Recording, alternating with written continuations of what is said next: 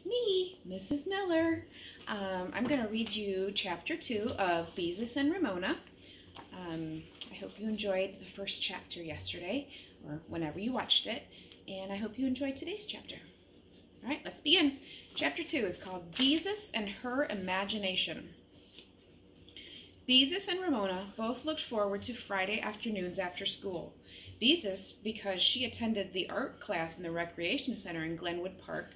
Ramona, because she was allowed to go to the park with Beezus and play in the sand pile until the class was over.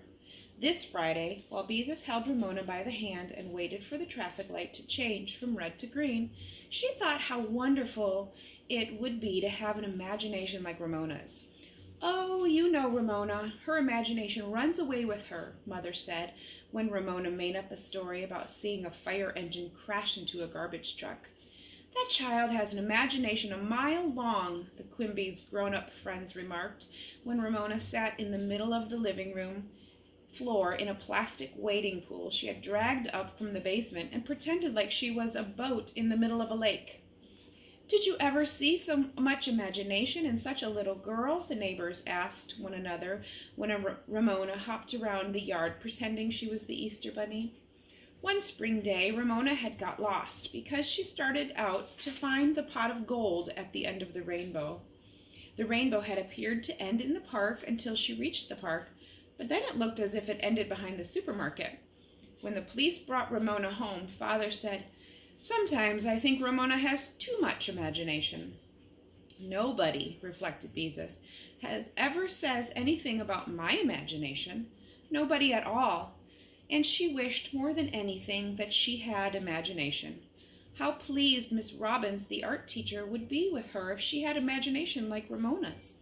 Unfortunately, Beezus was not very good at painting, at least not the way Miss Robbins wanted boys and girls to paint. She wanted them to use their imagination and to feel free. Beezus still squirmed with embarrassment when she thought of her first painting, a picture of a dog with "Bow Wow" coming out of his mouth in a balloon. Miss Robbins pointed out that only in the funny papers did dogs have bow wow coming out of their mouths in balloons. Bow wow in a balloon was not art. When Miss Robbins did think one of Beezus's paintings was good enough to put up on the wall, she always tacked it way down at the end, never in the center. Beezus wished she could have a painting in the center of the wall. "Hurry up, Ramona," Beezus coaxed. Then she noticed that her sister was dragging a string along behind her. "Oh, Ramona," she protested, "why did you have to bring Ralph with you?" Ralph was an imaginary green lizard Ramona liked to pretend she was leading by a string. "I love Ralph," said Ramona firmly, "and Ralph likes to go to the park." Beezus knew it was easier to pretend along with Ramona than to make her stop. Anyway, it was better to have her pretend to lead a lizard than pretend to be a lizard herself. "Can't you carry him?" she suggested. "No," said Ramona, "he's slimy." When the girls came to the shopping district, Ramona had to stop at the drugstore scales and pretend to weigh herself while Beezus held Ralph's string. "I weigh 11 pounds, she announced, while Beezus smiled at Ramona's idea of her weight. "It just goes to show how much imagination Ramona has," she thought.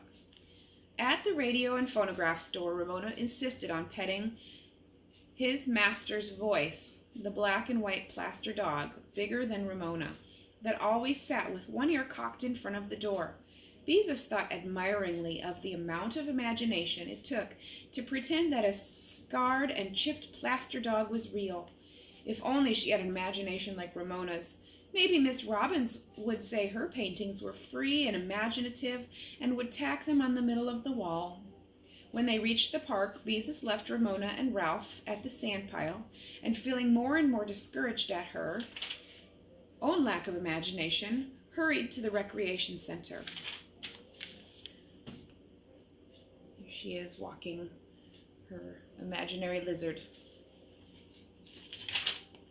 The class had already poured paints into their muffin tins and were painting on paper thumbtacked to drawing boards.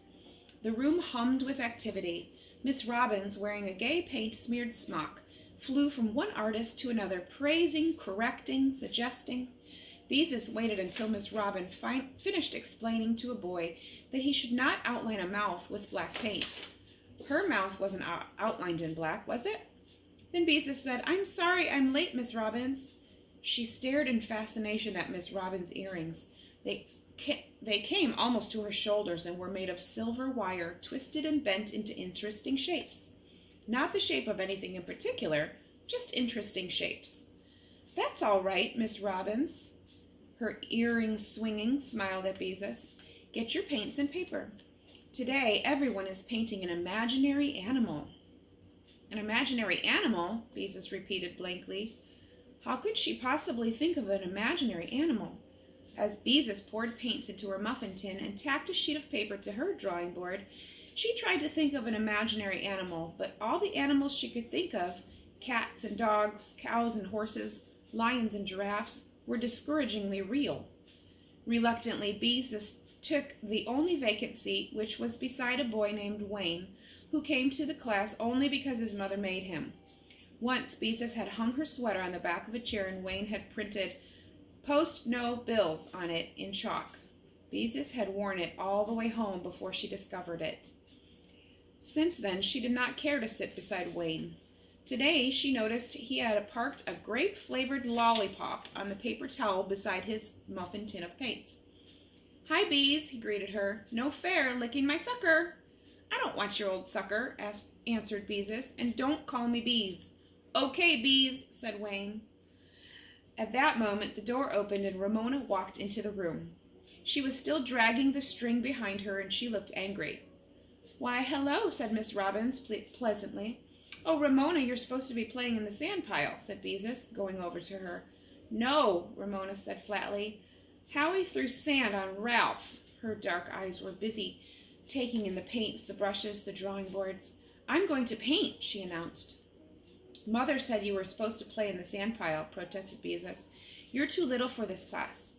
"You say that about everything," complained Ramona. Then she turned to Miss Robbins. "Don't step on Ralph," she said.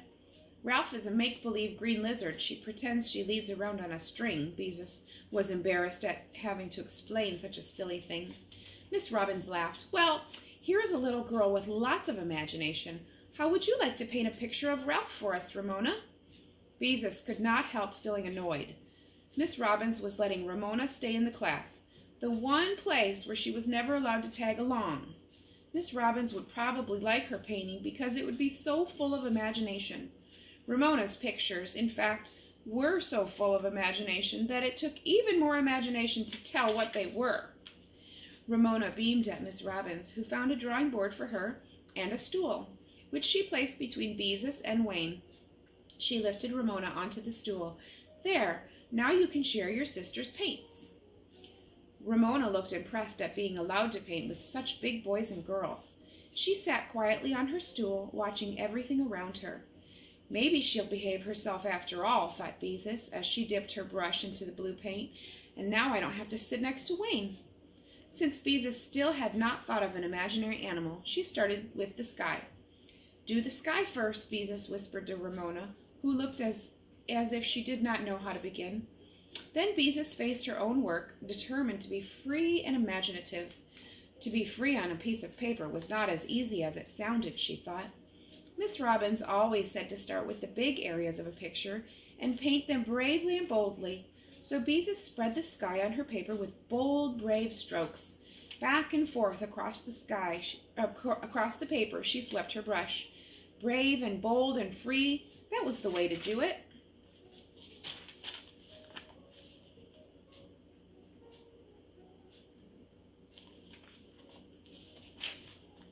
Her sky turned out to be too wet, so while it dried a little, Beezus looked at what the other boys and girls were doing. Celia, who sat on her left, had already filled in a brave, bold background of pink, which she had sprinkled with big purple dots.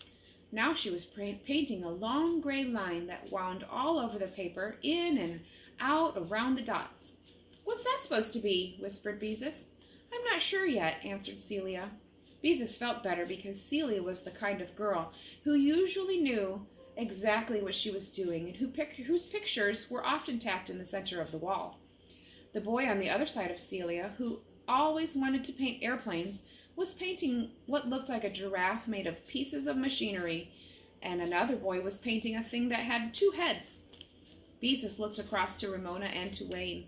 He had not bothered with the sky at all. He had painted a hen. Beezus knew it was a hen because he had printed in big letters, "This is a real hen," with an arrow pointing to it. Wayne always tried to do just the opposite of what Miss Robbins wanted. "Hey, quit peeking," said Wayne in a loud voice. "I'm not peeking," said Beezus, hastily trying to look as if she'd been interested in Ramona's paper all the time. Ramona had dipped her brush into blue paint and had painted a blue stripe across the top of her paper. "That's the sky," she said happily. "But that's not the way the sky is," Beezus was trying to be helpful. She felt better because Ramona had not plunged in and painted a picture full of imagination. Sky should come farther down on the paper. "The sky is up," said Ramona fervently. Beezus decided she couldn't waste time explaining about skies, not when she still hadn't thought of an imaginary animal. Maybe she could take a real animal and sort of change it around. "Let's see," she thought. "I could take a horse and put feathers on it. No, all those feathers would be too hard to paint. Wings? That was it. A horse with wings was an imaginary animal, a real imaginary animal, because Mother had once read aloud a story about Pegasus, the winged horse, out of a library book. In the story, Pegasus had been white, which was a real horse color. Beezus decided to be extra imaginative. She would make her horse green, a green horse against a blue sky. Miss Robbins ought to like that. Beezus did not think blue and green looked very pretty together, but Miss Robbins often liked colors that Beezus thought did not really go together. Beezus dipped her brush into green paint and outlined the wing against a sky. Next, she outlined the body of a horse and a long tail that hung down. It was a magnificent horse. At last, Beezus hoped it would look magnificent when she finished it. Anyway, it was big because Miss Robbins liked her artist to cover the whole paper. Quickly and neatly, Beezus filled in the outline of the horse, because Miss Robbins, who was looking at Celia's picture, would look at hers next. Somehow, the horse was not exactly what Beezus had in her mind's eye, but even so, compared to whatever Celia was painting, a green horse with wings was really good, a very good imaginary animal. Excuse me. And except for a few soggy places in the sky, her work was much neater than Celia's. Beezus waited for Miss Robbins to point this out. Instead, Miss Robbins said, "Celia, your picture is work to be proud of. It is a difficult thing to get to be as free as this." Then Miss Robbins moved on to Beezus, her long earrings swinging forward as she leaned over the drawing board. Beezus waited anxiously. Maybe her picture wasn't so good after all. If Miss Robbins liked a gray line winding around a lot of purple dots, maybe she wouldn't like a flying horse. Maybe she liked things with no special shape, like those earrings. "You have a good sky, even if it's a little wet," said Miss Robbins. Beezus was disappointed. Anyone could have a good sky. Miss Robbins continued to study the picture. "Try to think how a horse would look if it were really flying." Beezus tried to think. "What about the tail?" asked Miss Robbins. "Wouldn't the tail fly out behind instead of hanging down?" "Especially if the wind blew real hard," said Wayne. "Can't you make the horse look rounder?" asked Miss Robbins. "Think how a horse looks with the sun shining on him. Part of him would be in a shadow." "Not that horse," said Wayne. "She just copied it off a mobile gas billboard, only she made it green instead of red."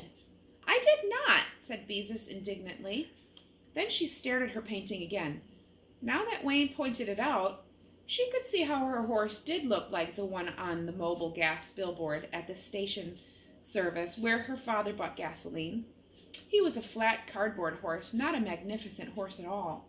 Her horse wasn't even as good as the horse on the billboard, because instead of flying tail, he had a tail that hung down just like a mop. "All right, Wayne," said Miss Robbins. "I'm sure Beezus did not mean to copy anything from a billboard." "No, I didn't," said Beezus mournfully. "I was only trying to change a real animal around to make it imaginary, but I just don't have imagination is all." Why, Beezus, of course you have imagination. Miss Robin sounded shocked at the idea of anyone not having an imagination. My little sister has lots of imagination, said Beezus. Everyone says so. Miss Robin smiled reassuringly. That doesn't mean that you don't have any. I think your trouble is that you work too hard. You don't have to be so neat. Why don't you start another painting and just try to have a good time with your paints? Beezus looked more uncertain. It was a nice change to have a grown-up tell her she didn't have to be neat, but she didn't understand how she could paint a good picture unless she worked at it. If only she had some imagination like Ramona. But no, Miss Robin had said everyone had imagination. Well, if she had imagination, where was it? Why wasn't it helping her with her imaginary animal? All she could think of was that cardboard horse on the billboard. Beezus glanced at Ramona, who had been surprisingly quiet for a long time, to see how she was coming along with her picture of Ralph. Except for the stripe of sky at the top, Ramona's paper was blank. Now she dipped her brush in yellow paint, divided the hairs of the brush into 3 tufts, and pressed them up on the paper, leaving a mark like the track of a bird. That's not the way to use a paintbrush, said Beezus. Besides, you're getting paint on your fingers. Look, Ralph's feet marks, exclaimed Ramona, paying no attention to Beezus. You mean footprints, corrected Beezus. Now go on and paint the rest of Ralph. Feet marks, said Ramona stubbornly, making more footprints across the paper. And I can't paint him because he's just pretend. Oh, well, thought Beezus, maybe making footprints isn't good for the brush, but it keeps her quiet. She dabbled her own brush in green paint and tried to stir up her imagination. She felt a little encouraged because Ramona was having trouble too. Hey, interrupted Wayne in a loud voice, she's licking my sucker. Ramona!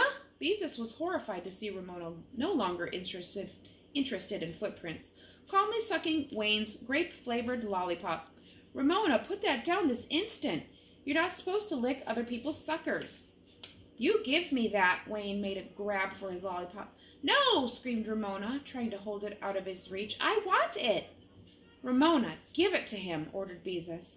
It's all germy. You mean she's getting germs on it, said Wayne. Give it to me. The rest of the class stopped painting to watch. Wayne made another grab for his lollipop. This time he grabbed Ramona by the wrist. Let go of her, said Beezus angrily. Ramona howled as Wayne tried to pry her fingers loose from the lollipop stick. He knocked against his muffin tin, which flipped into the air, splattering paint all over the table, the drawing boards, and the floor. Ramona was splashed with red and yellow paint. Blue and green ran down Wayne's jeans onto his sneakers. A pool of brown paint dripped off the table onto the floor.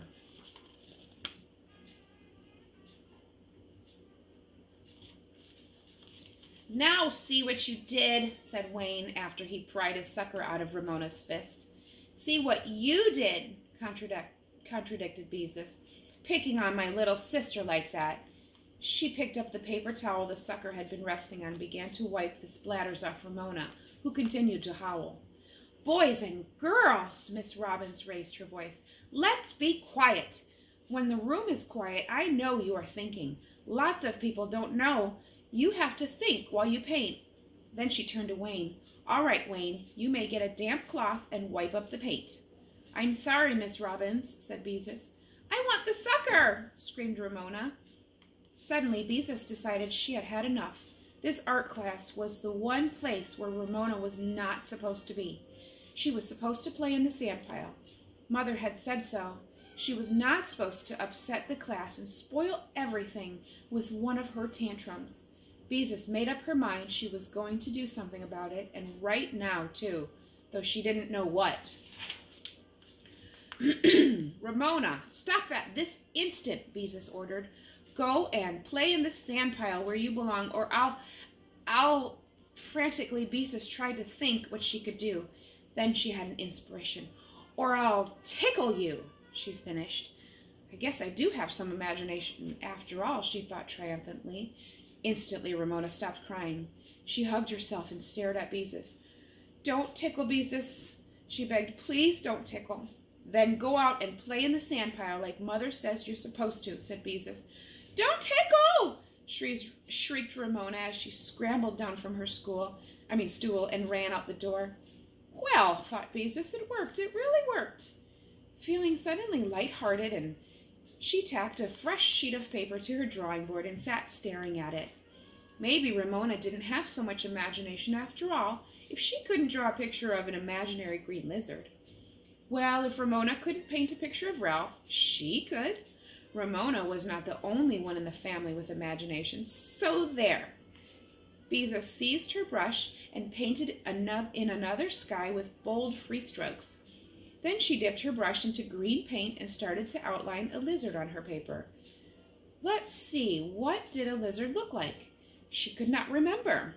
It didn't matter much anyway, not for an imaginary animal. She had started the lizard with such brave, bold strokes that it took up most of the paper and looked more like a dragon. Beezus promptly decided that the animal was a dragon. Dragons breathed fire, but she did not have any orange paint, and she was so late in starting this picture that she didn't want to take the time to mix any.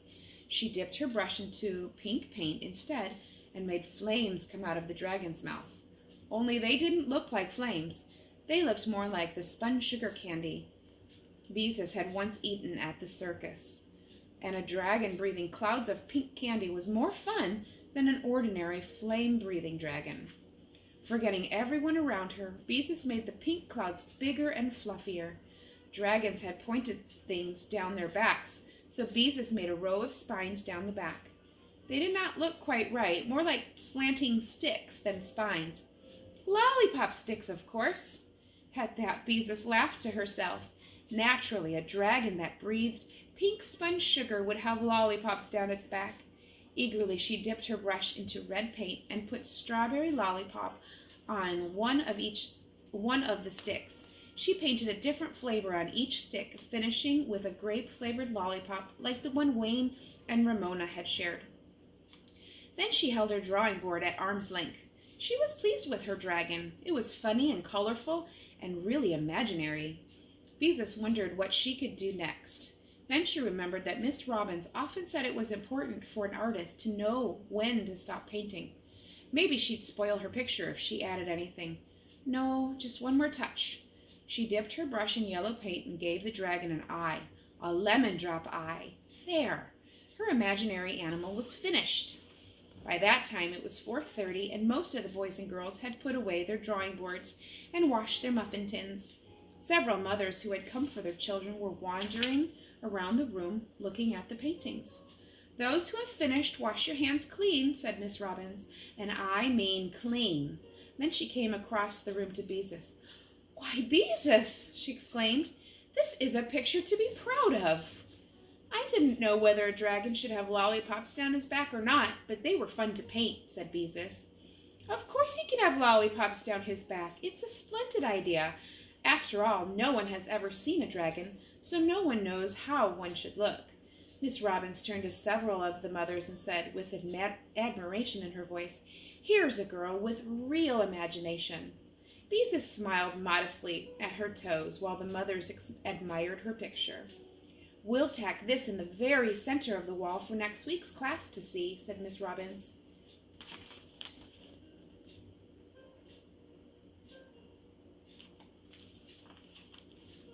It was fun to paint, confided Beezus, her face flushed with pleasure.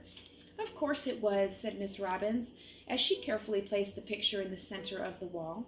Didn't I tell you you worked too hard at painting before? Beezus nodded.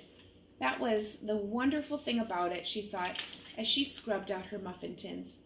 Her dragon had been fun, while her flying horse had been work. And she had imagination. Maybe not as much as Ramona, but real imagination just the same. Here's a girl with real imagination, Miss Robbins had said. A girl with real imagination. A girl with real imagination. Beezus thought as she left the building and ran across the park to the sandpile. Come on, Ramona, it's time to go home, she called to her little sister, who was happily sprinkling sand on a sleeping dog. And let's not forget Ralph. Good old Ralph. And that's the end of chapter 2. Next time I'll read chapter 3, and I hope you have enjoyed Chapter 2 of Beezus and Ramona, and I will look forward to reading with you next time. Have a great day!